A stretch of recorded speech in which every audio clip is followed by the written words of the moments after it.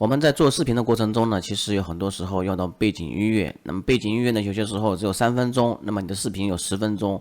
如何把这个背景音乐从3分钟变成10分钟呢？今天我做一个视频是关于 Adobe 的一个 AU 软件。那 AU 软件的话，其实是专门是处理音频的。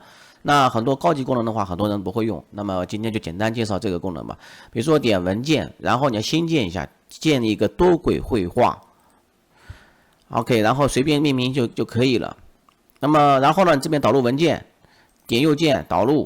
OK， 那么我现在就导入了啊，然后把这个文件拉到这里来。那么有的时候可能拉这边有空缺，是不是然后你往前拉啊。那么有几个简单方法啊，比如说这边有个预设，是不是预设的话，你可以把它变成音乐，然后呢点这个混音为90秒，它直接就把你变成一个90秒了。那么我这个的话原本是3分59秒的啊，我这边的话它是把我变成一个1分半钟的这个音频，那么它等待时间32秒，是不是那么我这个人是变短了，对不对？这个变短呢是一个快捷方式啊，这个的话等于说是这个 PR 里面其实也是有这个功能的。那如果说你想变长的话这边有一个重新混合啊，等它这个完成再说。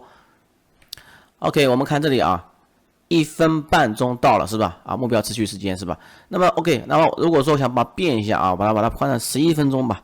11分钟重新混合，它是会根据你的节奏它是会重新混合的。其实整个的话，不太会变化你看，但是11分钟的话，它这边有个正负5秒不是说你要11分钟，它就给你11分钟，它可能会多1秒，那可能少1秒或者说少5秒都可能。